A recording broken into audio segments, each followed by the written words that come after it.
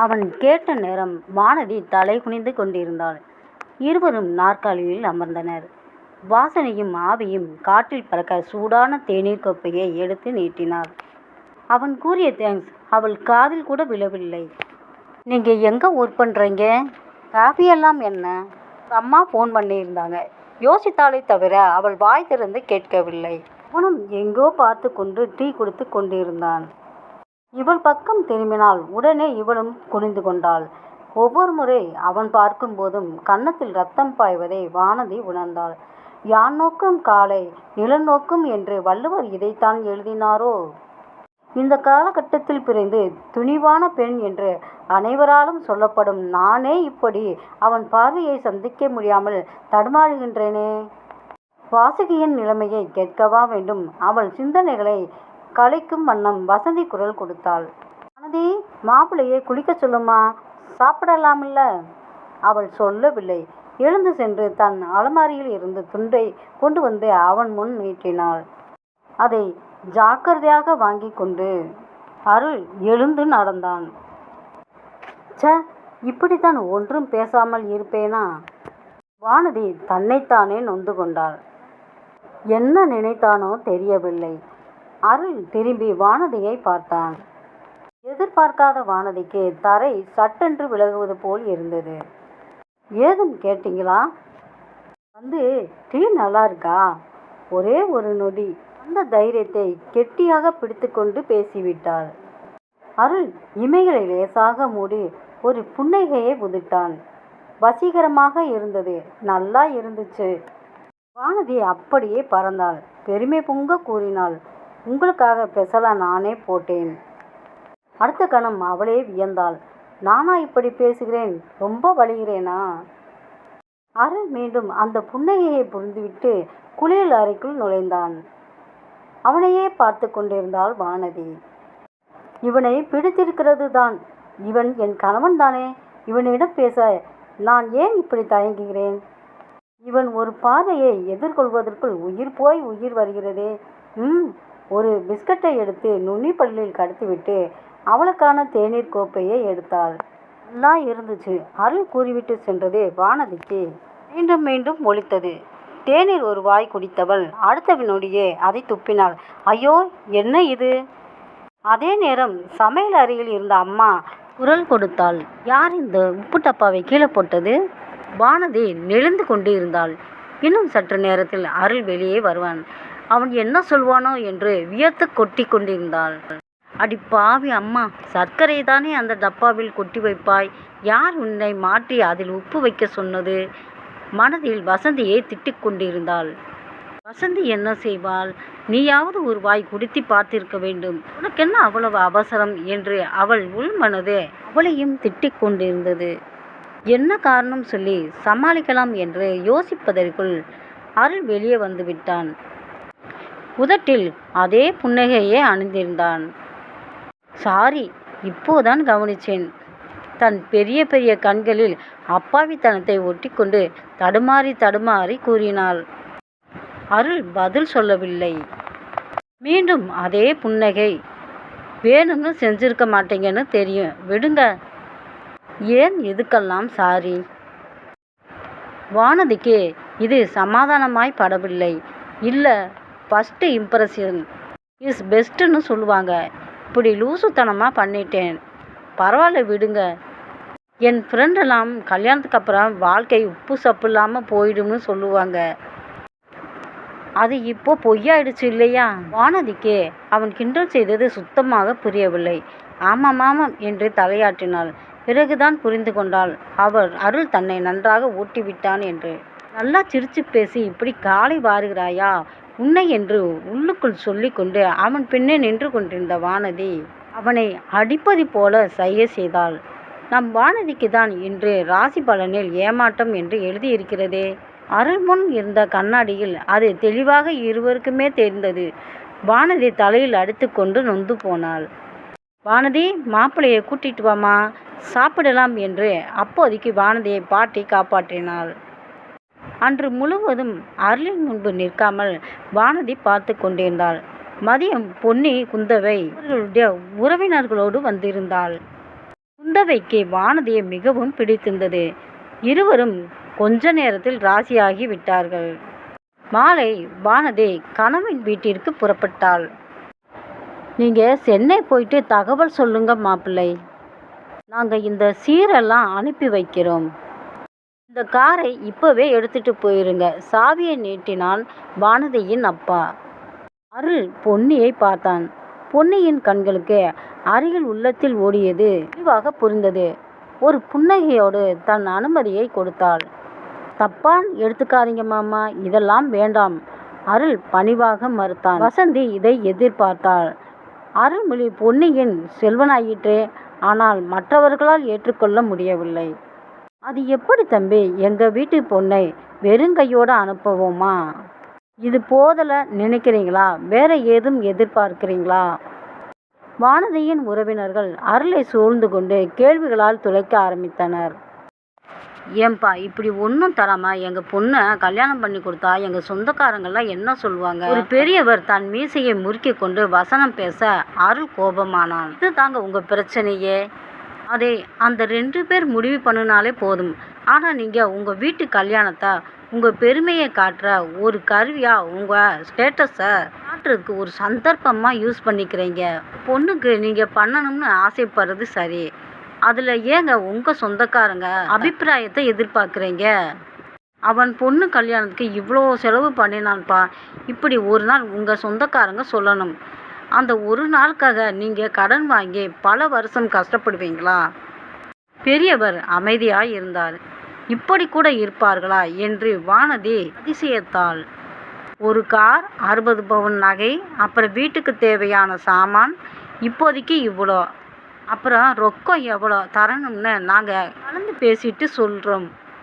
நிச்சயதார்த்த செலவு, கல்யாண செலவு உங்களுடையது. ஜம்பமாக பேசிய ராக்கம்மா வானதியின் கண்களுக்கு வந்தாள். சே, என்ன பெண் அவள்! என் அருள்மொழிக்கு முன் அவளெல்லாம் ஒன்றுமே இல்லை. வானதி நினைத்து கொண்டாள். என் அருள்மொழி என்று நினைத்தோம் என்பதை அவள் உணர்ந்த போதே சிலிர்த்தாள். இவனை நினைத்தாலே இனிக்கிறதே. என்னதான் அருள்மொழி கூறியதில் நியாயம் இருந்தாலும் வசந்திக்கு மனம் கேட்கவில்லை.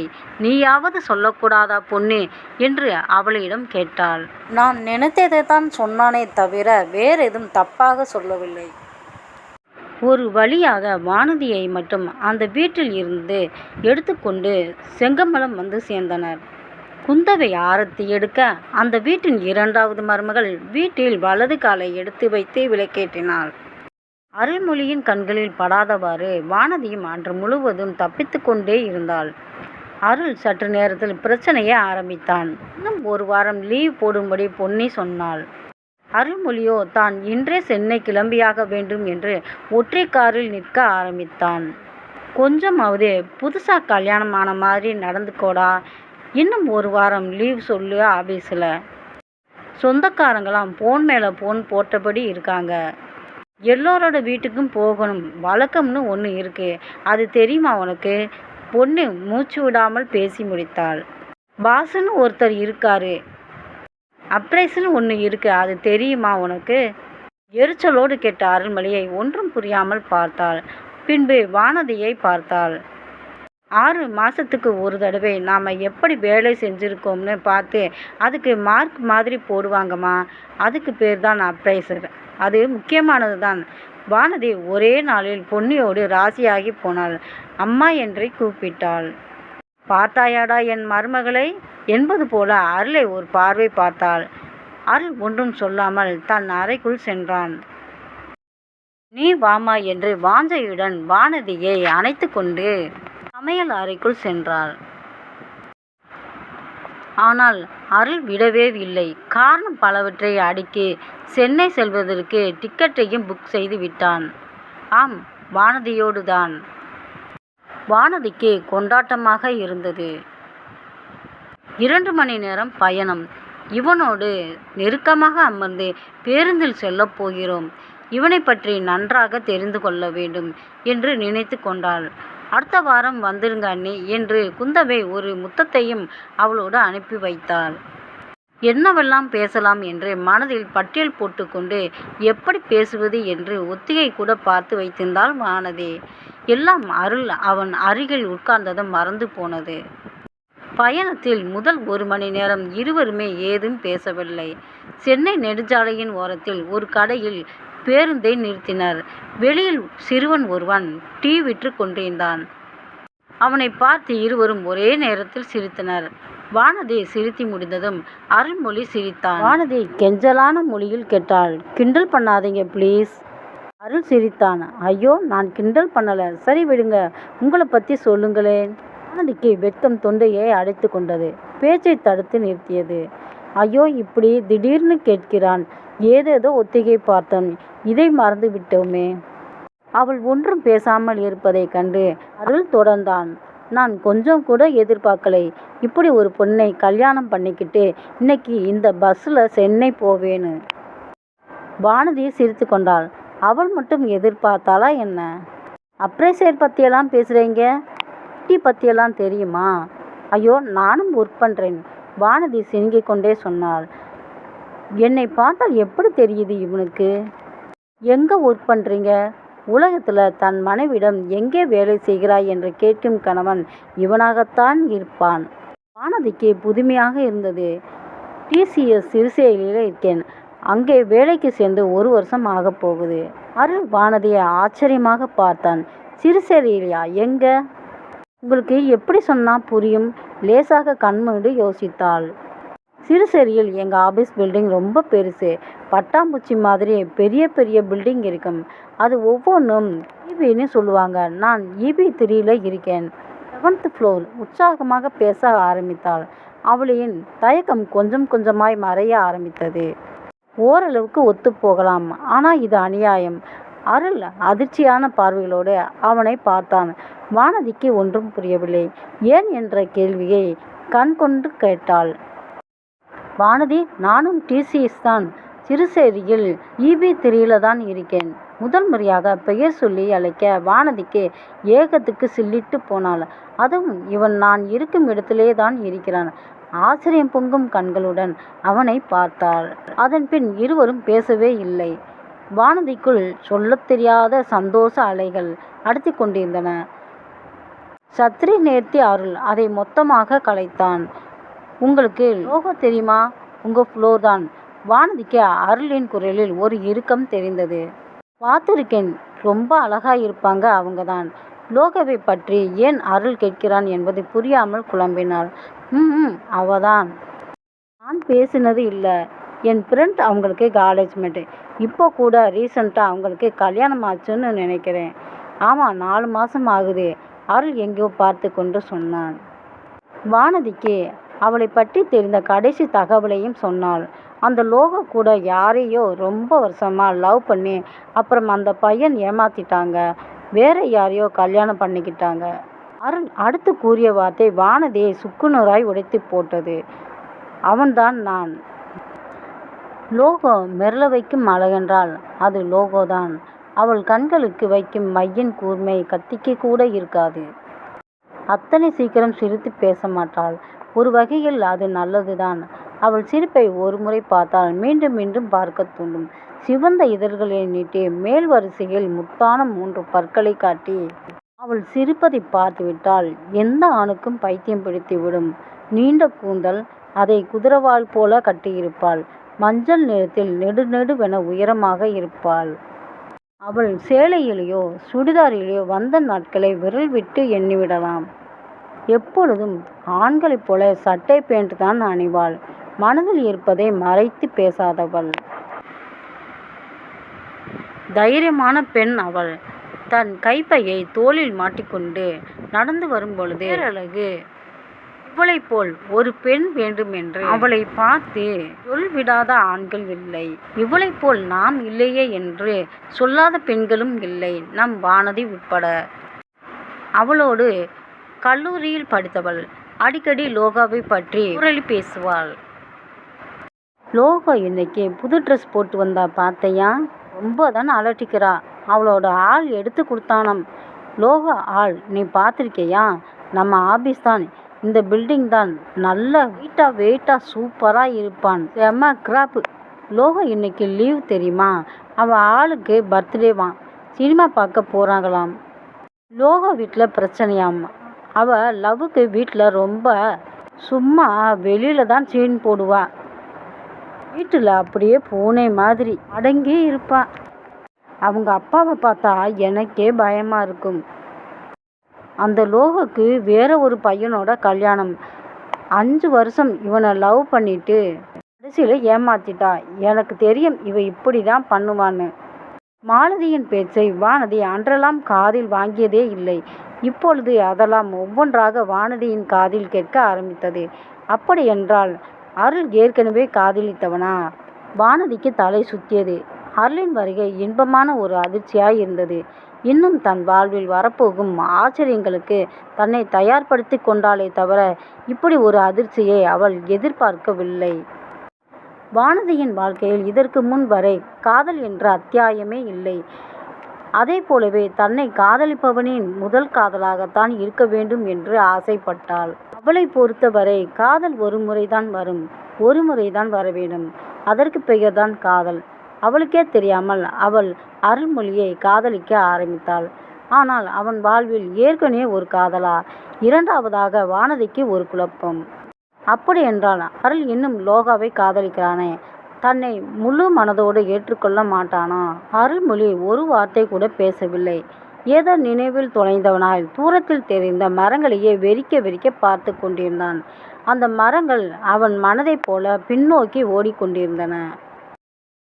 2 மணி நேர பயணத்தின் முடிவில் சென்னை வந்தது. அருள் ஒரு டாக்ஸி பிடித்து வானதியோடு திருவான்மையூரில் தான் தங்கியிருக்கும் அபார்ட்மெண்ட் வந்து சேர்ந்தான். இவன் மட்டும் தான் தங்கியிருக்கிறான். வீடு குப்பை மேடாக இருக்கும்.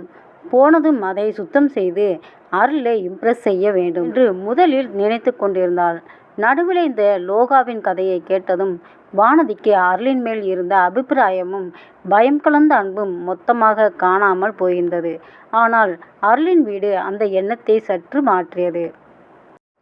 திருமணம் ஆகாத ஒரு ஆணின் வீடு என்று அதை யாருமே சொல்ல முடியாது. சற்று பெரிய வீடுதான். சுத்தமாக இருந்தது. வெள்ளை நிற டைல்ஸ் போட்ட தரையோடு பெரிய கால். அதன் ஒரு பக்கத்தில் பால்கனி. பால்கனியின் வலதுபுற சிகப்பு நிறத்தில் சின்ன பிரிட்ஜ். அதன் மேல் ஒரு குரங்கு பொம்மை.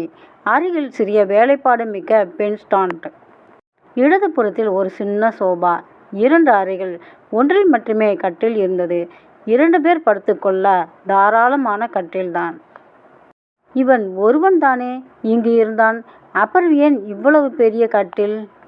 அதில் 2 தலகாணி. அப்படின்னா நினைத்து பார்க்கவே முடியவில்லை வானதிக்கு. சேச்சா, அப்படியெல்லாம் இருக்காது என்று சமாதானம் சொல்லி கொண்டாள். கட்டிலின் அருகே இருந்த ஸ்டாண்டில் கிடார் தொங்கியது. ஓ, இன்னும் எத்தனை கலைகள் தெரியுமா? வெளியே வந்து சமையல் அறையை பார்த்தாள். காஸ் சிலிண்டர், இண்டக்ஷன் அடுப்பு, சின்ன மிக்சி, வெள்ளை நிறத்தில் மைக்ரோவேவ் ஓவன், ஒரு பக்கத்தில் வரிசையாக அடுக்கப்பட்ட கத்தி, கரண்டிகள். ஒரு கலைநயத்தோடு அருள் அந்த சமையலறையை வைத்திருக்கிறான். வானதிக்கு ஆச்சரியமாக இருந்தது. இருந்தாலும் அருள் மீது ஏதோ ஒரு விதமான வெறுப்பு உண்டானது போல இருந்தது. நீங்க குளிச்சுட்டு வந்துருங்க, நான் ஏதும் செஞ்சு வைக்கிறேன் சொல்லிவிட்டு பதிலை எதிர்பாராமல் அருள்மொழி சமையலறைக்குள் நுழைந்து கொண்டான். வானதிக்கு ஏதோ ஒரு நெருடலாக இருந்தது. தன்னை ஒருமையில் கூப்பிட முடியவில்லை இவனால். அப்படி என்றால் இன்னும் அவன் மனதில் லோகா இருக்கிறாள். அப்படிப்பட்டவன் எதற்கு தன்னை கல்யாணம் செய்தான்? மெல்ல மெல்ல அருள் மீது அவள் கொண்ட வெறுப்பு எரிய ஆரம்பித்தது. புகைச்சலோடு குளியல் அறைக்குள் நுழைந்தாள். மனதில் எரிந்த நெருப்பு ஆறும் வரை குளித்தாள் வானதி. வெளியே அருள் அவளுக்காக தோசை போட்டு வைத்திருந்தான். வானதிக்கு சாப்பிட பிடிக்கவில்லை. பேருக்கு ஒரு தோசையை சாப்பிட்டுவிட்டு ஒன்றும் பேசாமல் கை கழுவி கொண்டாள். அவளுக்கு ஏமாற்றமாய் போனது. ஒரு தோசை மட்டும் சாப்பிட்டு விட்டு அதுவும் ஒன்றுமே சொல்லாமல் செல்கிறாள் என்று வருத்தம். தன் பையை எடுத்துக்கொண்டு உள்ளே சென்ற வானதி சற்று நேரத்தில் வெளியே வந்தாள். நான் உள்ள அந்த ரூம், அதை யூஸ் பண்ணிக்கலாம்ல? அவள் குரலில் முன்பிருந்த நடுக்கமோ குலைவோ இல்லை. ஏதோ சாதவனோடு பேசுவது போல இயந்திரமாய் பேசினாள். ஒற்ற வார்த்தையில் முடித்து கொண்டான். அவனுக்கு புரிந்துவிட்டது லோகாவை பற்றி கூறியதின் விளைவு இது என்று. Week end. ஹாஸ்டல் போயிட்டு என் திங்ஸ் கொண்டு வந்திருக்கிறேன். இந்த முறை அவள் அருளை நேரே பார்க்கக்கூட இல்லை. சரி, மேக் யுவர் கம்ஃபர்டபுள். புன்னகையை உதிர்க்க முயன்றாள். அருளின் அந்த வசீகர புன்னகை வானதியின் இதயத்தின் உள்ளே சென்று லோகோ அவளை நீவியது. அந்த புன்னகையை மறுகணமே தேகித்தாள். இப்படி சிரிச்சுதான் அந்த லோகாவையும் மயக்கியிருப்பான். வானதி உள்ளே சென்று விட்டாள். அந்த வீட்டில் இத்தனை நாட்களாக தனியாகத்தான் இருந்தான். ஆனால் தன் தனிமையை இப்போதுதான் உணர்ந்தான். என்ன செய்கிறாள் இவள்? இவளை இன்னும் முழுமையாக பார்க்கக்கூட இல்லை. முழுதாய் 10 நிமிடம் கூட பேசவில்லை. இவளை பார்க்க துடிக்கிறேன். இவளை பார்த்தாலே திணறுகிறேனே. லோகாவை காதலித்தது உண்மைதான். அவளை பார்த்தால் கூட தோன்றாத உணர்வு இவளை நினைத்தாலே ஏற்படுகிறதே. இந்த 2 நாட்களாய் பட்ட அவஸ்தையை இனிமேல் எங்கும் உணரப்போவதில்லை. அப்படி என்றால் இது காதல் தானா? என் மனைவியை நான் காதலிக்கிறேனா? அருள் ஒரு 30 நிமிடம் அப்படியே உட்கார்ந்திருந்தான். பின் ஒரு முடிவு எடுத்தவனாய் வானதி படுத்திருந்த அறைக்குள் சென்றான். வானதி இவனுக்கு முதுகு காட்டி ஒரு கழுத்தி படுத்திருந்தாள். ஒரு புத்தகத்தை புரட்டி கொண்டிருந்தாள். அவள் அருகே சென்ற அருள் மென்மையாக பேச ஆரம்பித்தான். என்ன மன்னிச்சிருங்க வானதி. முதல்ல சம்மதம் இல்லாமல் உங்கள் லைஃப்பில் உங்கள் கல்யாணத்தில் நுழைஞ்சிருந்தேன். அதை நீங்கள் எப்படி எடுத்துட்டீங்கன்னு தெரியல. இப்போ இந்த லோகா ஒரு பெருமூச்சை விட்டு தொடர்ந்தான். உங்ககிட்ட நல்ல விதமாக நடந்துக்கிட்டு உங்கள் அன்பையும் அபிப்பிராயத்தையும் சம்பாரிச்சிட்டு அப்புறம் என்னை பற்றி உண்மையை சொல்ல எனக்கு விருப்பம் இல்லை. ஒரு உண்மையை மறைச்சிட்டு ஒரு உறவை உருவாக்கினா அது தப்பு. ஏன்னா உண்மையான அன்பு எதையும் மறந்துடும். என்னை பற்றி முழுசாக தெரிஞ்சுக்கிட்டு அதுக்கப்புறம் உங்களுக்கு என்னை பிடிக்கணும்னு நினச்சேன். வானதி பேசவில்லை. பக்கங்களை மட்டும் புரட்டினாள். அதனால்தான் இப்போ சொன்னேன். என் மனநிலை என்னன்னு உண்மையிலேயே எனக்கு தெரியலை. ஆனால் இந்த 2 நாளில் நான் புரிஞ்சுக்கிட்டேன். உங்களை பிடிச்சிருக்கு. உங்களோட சுபாவம் பிடிச்சிருக்கு. உங்களோட இன்னசென்ட் பிடிச்சிருக்கு. சொல்லிவிட்டு லேசாய் புன்னகைத்தான். வானதி போட்டு கொடுத்த டீ ஏலக்காய் வாசனையோடு லேசாக கரைத்தது. இதை எல்லாத்தையும் விட அம்மாவுக்கும் குந்தவிக்கும் உங்களை ரொம்பவே பிடிச்சிருக்கு. உங்களை பற்றி இன்னும் நிறைய தெரிஞ்சுக்க ஆசையாக இருக்குது. உங்கள் கூட நிறைய பேசணும். என்னை பற்றி சொல்லணும். என் ஃப்ரெண்ட்ஸ்கிட்ட உங்களை பற்றி சொல்லணும். உங்ககிட்ட என் ஃப்ரெண்ட்ஸ் அறிமுகம் பண்ணணும். இன்னும் நிறைய. அருளின் உற்சாகம் கொஞ்சம் கொஞ்சமாய் பெருகி கொண்டே போனது. என்ன வானதி, நான் தான் பேசிகிட்டு இருக்கேன். நீங்கள் ஒன்றும் சொல்ல மாட்டீங்க. கேட்டுக்கொண்டே அருள் அந்த கட்டிலை சுற்றி கொண்டு அவள் முன் வந்தான். வானதி தன் அழகான இமைகளை மூடி இருந்ததால் மருதாணி கோலமிட்ட உள்ளங்களை நெஞ்சோடு அணைத்து கொண்டு ஒரு குழந்தை போல தூங்கிக் கொண்டிருந்தாள். ஒரு மெலிதான குரட்டையுடன் அவள் அருகில் இருந்த புத்தகத்தின் பக்கங்களை காற்று மேலும் ஒரு முறை புரட்டியது. என்னது, உனக்கு கல்யாணம் ஆயிடுச்சா? அந்த கான்டீனில் இருந்த மொத்த தலைகளும் திரும்பி பார்க்கும்படி அலறினான் அனிருத். வீணா போனவனே, ஏண்டா இப்படி கத்தி என் மானத்தை வாங்குற? அவன் எதிரில் அமர்ந்து டீ குடித்து கொண்டிருந்த அருள்மொழி கடுப்புடன் கேட்டான். ஓவரா தாண்டா சீன் போடுறீங்க. அவன் கல்யாணத்துக்கு பொண்ணு இல்லாமல் யாரா வந்த மாதிரி சுற்றிக்கிட்டு இருக்கோம். இதில் உனக்கு கல்யாணம் ஆச்சுன்னு தெரிஞ்சா உன் மானம் போகுமா? எப்படிடா போகும்? எப்படி எப்படி எப்படி? அனிருத் சதாசிவம் அருள்மொழியின் பள்ளியில் ஆரம்பித்து அலுவலகம் வரை அவனை தொடர்ந்து கொண்டிருக்கும் நண்பன். உன் நண்பனை காட்டு, உன்னை பற்றி சொல்கிறேன் என்ற பொன்மொழியை பொய்யாக்கியே தீருவேன் என்று சபதம் எடுத்து பிறந்தவன். வாயை திறந்தால் இவனுக்கே அக்கும் வரை மூடமாட்டான். 6 அடி 5 அங்குலம் இருக்கும் அவனை பார்த்தால் யாருக்குமே நடுக்கம் வரும். சென்னையில் இருக்கும் எடை பார்க்கும் இயந்திரம் அதிகபட்சம் 130 கிலோ மட்டும் என்பதால் உண்மையான எடை தெரியவில்லை. எங்க தங்க ராசா படத்தில் பட்டாக்கத்தி பைரவன் கதாபாத்திரத்தில் சிவாஜி கணேசன் ஒரு புல்லட்டில் வருவார் பார்த்திருப்பீர்கள். அதேபோல் ஒரு புல்லட்டில் தான் அனிருத் பவனி வருவான். அதுவும் இவன் வருகையை அவன் வண்டிக்கு 1 கிலோமீட்டர் முன்னரே படபடவென்று அறிவித்துவிடும். ஓசானில் விழும் ஓட்டையில் இவன் வண்டிக்கென்று ஒரு கணிசமான பங்கே இருக்கிறது. ஏண்டா இப்படி ஒரு மொக்க வண்டியை ஓட்டிக்கிட்டு இருக்கன்னு கேட்டு பாருங்க. பாஸ், டீசல் வண்டி லிட்டர் 48 ரூபாய் தான். 60 கிலோமீட்டர் போகலாம்.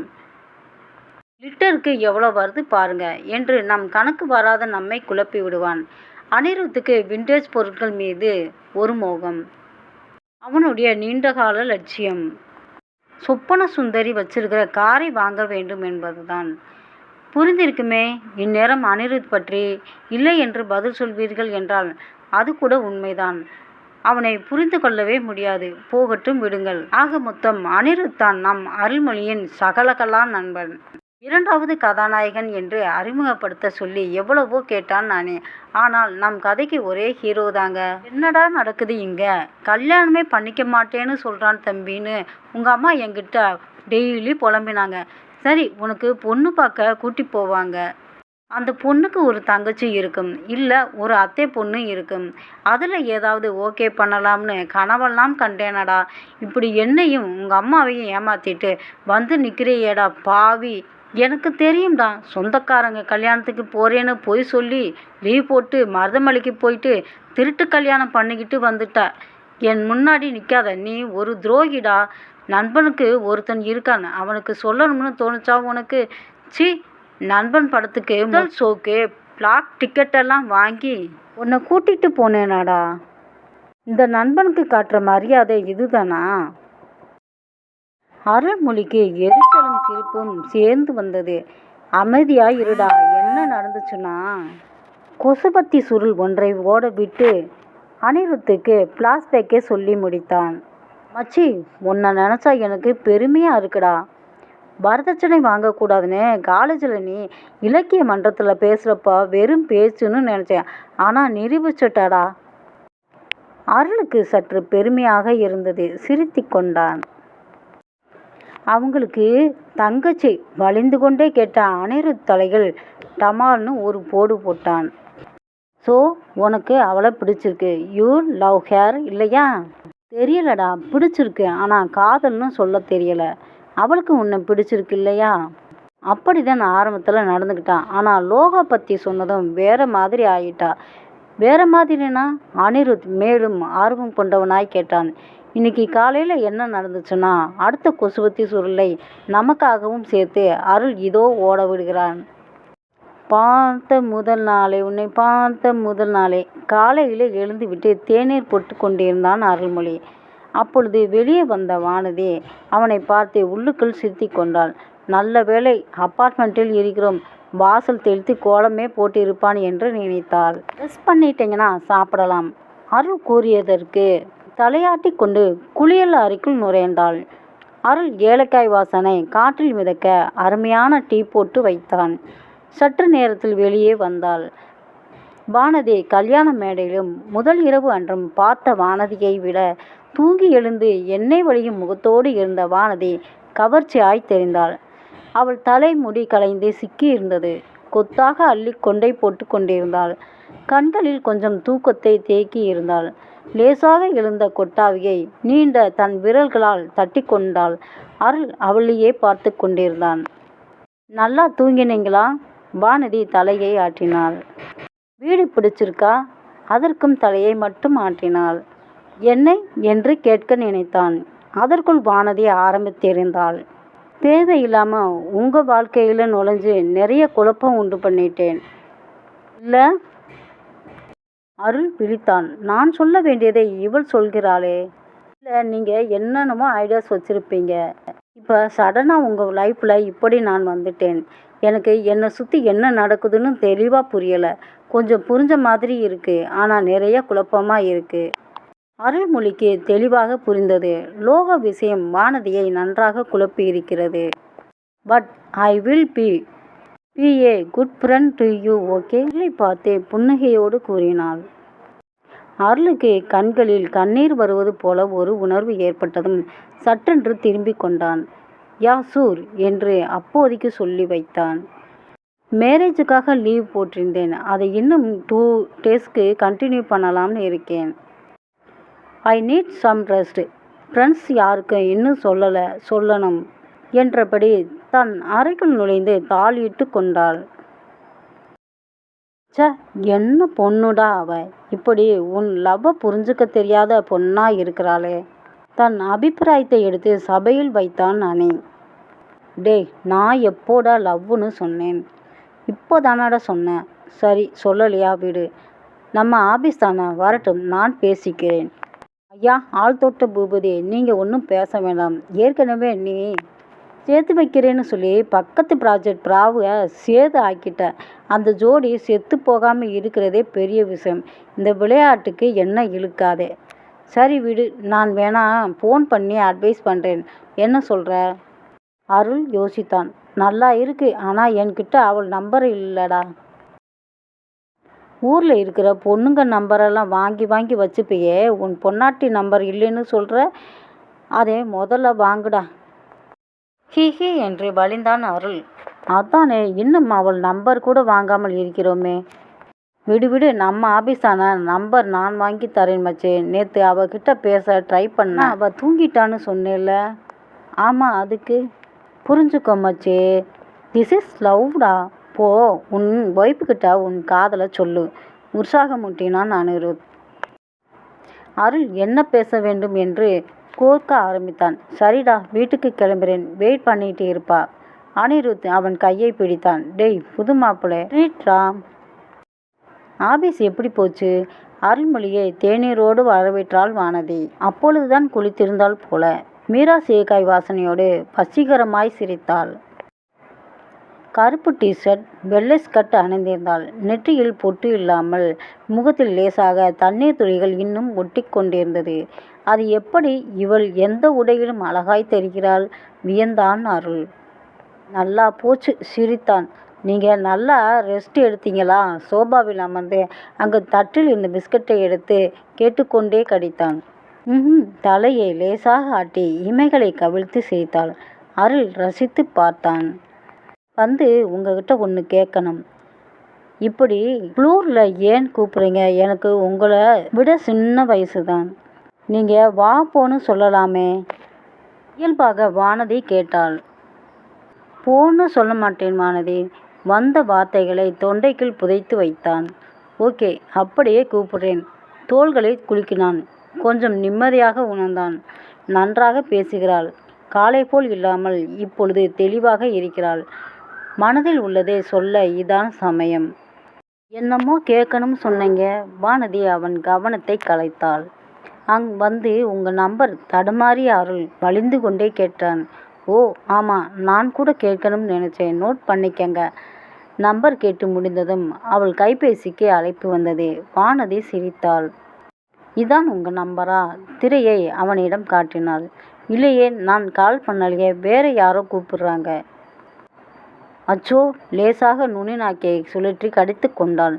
அருள்மொழிக்கு அவள் செய்கை கவிதையாய் இருந்தது. போனை தட்டி காதில் வைத்தான். ஹலோ. வானதியின் அழகிய முகம் கொஞ்சம் கொஞ்சமாக கருத்தது. ஒற்றை கண்ணை தூக்கி அருள்மொழியை ஒரு பார்வை பார்த்தாள். அந்த கோப பார்வையை பார்த்த அருள் மிரண்டான். என்ன ஆயிற்று இவளுக்கு? வானதி கைபேசியை அணைத்துவிட்டு உஷ்ணமாக அருளை மீண்டும் பார்த்தாள். என்ன இவ்வளோ அக்கறையாக என் நம்பர் கேட்டீங்கன்னு நினச்சேன். இப்போதானே தெரியுது. உங்களுக்கு என்கிட்ட ஏதாவது சொல்லணும்னா நீங்கள் நேரடியாக சொல்லுங்கள். இப்படி என்னை பற்றி தப்பு தப்பாக வெளியில் சொல்கிறது அசிங்கமாக இல்லையா? முகத்தை சுளித்து கொண்டு திருப்பினாள்.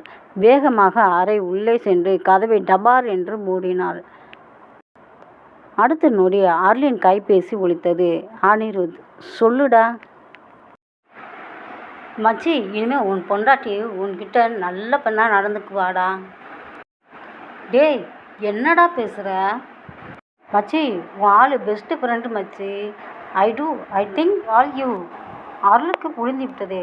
டேய், தண்ணி போட்டு ஏன்டா என் உயிரை வாங்குற? போய் படுப்போ. நோ மச்சி, நீ எவ்வளோ நல்லவன். உன்னை ஒரு பொண்ணு புரிஞ்சுக்கலைன்னா நான் சும்மா விட மாட்டேன். அருளுக்கு சிரிப்பாக வந்தது. பாசக்கார நண்பன்.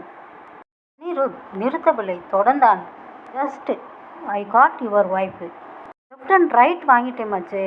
இனிமே பாரு, அவள் உன்கிட்ட எவ்வளோ மரியாதையாக நடந்துக்குவா பாரு. அருள்மொழிக்கு தலை சுற்றியது. அடே வாட்டர் பாட்டில் தலைவா, இப்படி ஆப்பு வச்சுட்டேடா. நீ நல்லா இருப்பியா? மாட்டேன். நீ எல்லாம் உருப்படுவியா? மாட்டேன். நீ விளங்குவியா? இல்லை. டேய், நீ எல்லாம் ஒரு ஃப்ரெண்டா? அதுவரை தலைகுனிந்து பதில் சொல்லி கொண்டிருந்த அனிருத் படாரென்று நிமிர்ந்தான். அருள், என்ன வார்த்தை சொல்லிட்டடா? என் நண்பனோட மனைவி அவனோட அன்பை புரிஞ்சுக்க மாட்டான்னு தெரிஞ்ச மவனே, இதுக்கு மேலே பேசுனா மூக்க அறுத்துடுவேன். பாவி பயலே, அது எப்படிடா கொஞ்சம் கூட டைமிங் மிஸ் பண்ணாமல் சொதப்புற? நான் வேணும் நான் பண்ணுனேன். சத்தியமாக இனிமே தண்ணி அடிக்கவே கூடாதுடா சாமி.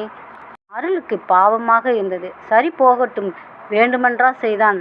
தன் மீதுள்ள பாசத்தில் தானே அவனிடம் கடுமையாக பேசிவிட்டான். சரி சரி விடு, போகட்டும் என்றபடி அவன் தோளில் கை போட்டு தட்டி கொடுத்தான். இல்லை மச்சி, நான் உன் ஒய்ஃபுக்கிட்ட சாரி கேட்கணும்டா. நடந்து கொண்டிருந்த அருள் சட்டென்று நின்றான். என்னடா இதுவரை 7:30 போட்டியே, அது போதாதா? என்னடா அருள், என் மேலே நம்பிக்கை இல்லையா? அப்பாவியாக முகத்தை வைத்து கொண்டு விட்டான். வேணாம்டா, அவள் ஏற்கனவே உன் மேலே செம்ம கடுப்பில் இருக்கா எச்சரித்தான் அருள். நோ, இதை வளர விடக்கூடாது. நீ யாரு? என் பாலிய நண்பன். உன் ஒய்ஃபுக்கு என் மேலே கொஞ்சம் கூட நல்ல அபிப்பிராயம் இல்லைன்னா அப்புறம் உன்னை என் கூட பேசக்கூடாது பழகக்கூடாதுன்னு கண்டிஷன் போட்டுடுவா. நீ என் தலையை ஆட்டிட்டு நம்ம ஃப்ரெண்ட்ஷிப்பை கட் பண்ணிடுவ. அதுக்கப்புறம் இந்த அகண்டு விருந்த சிறுசேரியில் நான் மட்டும் தனியாக பைத்தியம் பிடிச்ச மாதிரி அலையணும். ஒரு காலத்தில் என் இன்னொரு உயிராக இருந்த நீ என்னை பற்றி அக்கறை இல்லாமல் கொஞ்சம் கூட கவலைப்படாமல், ஐயோ என்ன தாண்டா சொல்ல வர? சாரி கேட்டு சரண்டர் ஆக போகிறேன். அருள் இருக்க அது தேவையில்லை என்று பட்டது. வேண்டாம் மணி, இதோட இதை விட்டுறலாம். இல்லை இல்லை, நீ பயப்படாத, பி பாசிட்டிவ். அருள் இருக்க அதற்கு மேல் அவனை தடுக்க தோன்றவில்லை. சரி, ஏதோ பண்ணு என்றபடி காப்பி வாங்க சென்றான். அனிருத் தன் கைபேசியில் வானதியின் நம்பரை அழைத்துவிட்டு காத்திருந்தான். 2 நிமிடங்கள் கழித்து அருள் 2 காப்பி கப்பை கையில் எடுத்து வந்தான். அனிருத் போனில் பேசிவிட்டு அமைதியாக உட்கார்ந்திருந்தான். அவன் முகம் வெளிரி போயிருந்தது. என்னடா அதுக்குள்ள பேசிட்டேயா? ஒரு கப் காப்பியை உறிஞ்சு கொண்டு இன்னொரு கப்பை அவன் முன் வைத்தான். அனிருத் பேசவில்லை. அமைதியாக தன் கப்பை எடுத்துக்கொண்டான். என்னடா பேசாமல் உட்கார்ந்துருக்க, ஒரு மாதிரி வேற இருக்க? அனிருத் சற்று நேரம் அவனை உற்று பார்த்தான். சத்தம் போட்டு பெரிதாக சிரித்தான். அருள் குழம்பினான். இவனுக்கு என்ன மூளை ஏதும் பிறண்டு போச்சா? ஆனால் அதுக்கு மூளை வேணுமே. டேய், என்னடா இப்படி சிரிக்கிற? சிரிக்காம என்னடா பண்ண சொல்கிற? என்னையே இப்படி பண்ணுறா? நீ எல்லாம் செத்த. இப்போ என்ன நடந்துச்சுன்னு அனிருத் நிறுத்தினான். நானே சொல்கிறேன். ஃபோன் பண்ணினேன், உன் ஆள் எடுத்தா. டேய், ஆளுன்னு சொல்லாதடா, என்னமோ ரொம்ப கொச்சையாக இருக்கு. அனிருத் மீண்டும் பெரிதாய் சிரித்தான். ஓ, ஆளுன்னு சொன்னால் கொச்சையாக இருக்கோ சாருக்கு? டேய், ஃபோன் எடுத்ததும் என் பேரை சொன்னேன், அவ்வளோதான். உன்னால் இங்கிலீஷில் கெட்ட வார்த்தைகளை திட்டினாடா.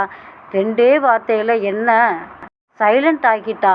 மிரட்சியும் பயமும் ஆச்சரியமும் இன்னும் பல உணர்வுகள் கண்ணில் எதிரொலித்தது. மூச்சு வாங்கி சொல்லி முடித்தான். அருளால் சுத்தமாக கட்டுப்படுத்த முடியவில்லை. வெடித்து சிரித்து விட்டான். அதே நேரம் வானதி காலில் குறுக்கும் நெடுக்குமாக நடந்து கொண்டிருந்தாள். சே, என்ன இப்படி நடந்துக்கிட்டோம்? அவர் என்ன சொல்ல வாரான்னு அமைதியாக கேட்டிருக்கலாம். கண்டிப்பாக நேற்று பேசினதுக்கு சாரி கேட்கத்தான் ஃபோன் பண்ணியிருப்பார். இப்படி திட்டோமே. இன்னொரு மனம் அதனை மறுத்து பேசியது. நீ பண்ணினது கரெக்ட் தான் வானதி. பின்ன இவனுங்க பாட்டுக்கு தண்ணி போட்டு நம்மக்கிட்ட வம்பு வளர்ப்பானுங்க. நம்ம கம்முன்னு அதெல்லாம் காதில் வாங்கலாம்னா நமக்கு என்ன தலையெழுத்தா? வானதியிடம் இருந்து முதல் அழைப்பு வந்ததும் அருள் உற்சாகத்தின் உச்சிக்கே சென்று விட்டான். பட்டனை தட்டி காதில் வைத்தான். ஹலோ. வானதி ஒரு நொடி தயங்கினாள். அருள். முதல் முறையாக அருளின் பெயரை உச்சரித்ததும் தன்னையே அறியாமல் முகம் சிவந்தாள்.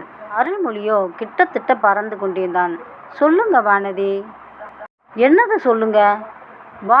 வானதியின் குரல் உஷ்ணமானதைப் போல் இருந்தது. இப்பொழுது தானே அணி வாங்கி கட்டி கொண்டான் என்ற பயம் வேறு. சொல்லு வானதி, சாப்பிட்டாச்சா? ஆச்சு. இட்லி நல்லா இருந்துச்சு. அருள்மொழிக்கு இதுவே போதும் என்றிருந்தது. முதல் முறையாக அவன் சமையல் பற்றி பேசுகிறாள். வந்து உங்கள் ஃப்ரெண்ட் அனிருத் கால் பண்ணினாரு, லேசாக இழுத்தாள். அருள் பயந்து பிளேட்டை மாற்றி போட்டான். என்னது, அந்த ராஸ்கல் உனக்கு மறுபடி ஃபோன் பண்ணினானா? இன்னைக்கு தான் மார்னிங் அவனை வார்ன் பண்ணினேன். அவ்வளோ திமிரு அவனுக்கு. அவனை இப்போ என்ன பண்ணுறேன்னு பார். இதை அருகில் அமர்ந்து கேட்டுக்கொண்டிருந்த அனிருத் ஆடி போனான். அடப்பாவி, நெசமா என்ன கலட்டி விட்டுடுவ போல இருக்குதே. அது எப்படி வந்தா ஃப்ரெண்ட்ஸ் எல்லாம் இப்படி டீலில் விட்டுறீங்க? ஏய் இல்லை, ஆக்சுவலாக அவர் மேலே எந்த தப்பும் இல்லை. நான் தான் கொஞ்சம் கோபமாக நடந்துக்கிட்டேன். அவர் இருக்காரா? I have to ask sorry, கெஞ்சலாக பேசினாள் வானதி. 1 மினிட் என்று அவளிடம் கூறிவிட்டு அருகில் இருந்த அனிருத்தை சத்தம் போட்டு அழைத்தான். அனிருத், கொஞ்சம் இங்கே வாங்க. அனிருத் அவனை பார்த்து முறைத்தான். பக்கத்தில் தாண்டா இருக்கேன். என்ன ஏண்டா 10 ஊர் தள்ளி இருக்கிறவன் கூப்பிட்ற மாதிரி கூப்பிட்ற? இவ வேற என்னெல்லாம் சொல்லி இப்போ திட்ட போறாளோ என்று புலம்பியபடி போனை கையில் வாங்கினான். ஹலோ. அனிருத் முடிப்பதற்குள் வானதி பேசினாள். Hi Anna, I am really sorry. Vanathi அண்ணா என்று அழைத்ததும் அனிருத் நெகிழ்ந்தான். ஐயோ, நீ ஏன் சாரி கேட்குற? என் மேலேயும் தப்பு இருக்குதான். சாரி. இல்லைண்ணா, நான் உங்ககிட்ட அப்படி பேசியிருக்கவும் கூடாது. I am really sorry. It's okay Vanathi, Monday office வர இல்லையா? அப்போ பார்க்கலாம்.